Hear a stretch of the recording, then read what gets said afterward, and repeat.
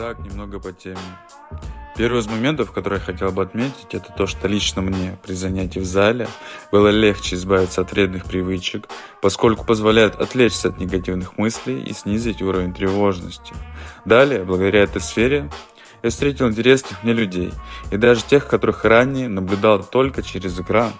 Еще прививается дисциплина. Это важный инструмент достижения результатов. И, конечно же, это позволяет держать себя в форме, или же идти еще дальше, ставить цели и достигать определенных результатов.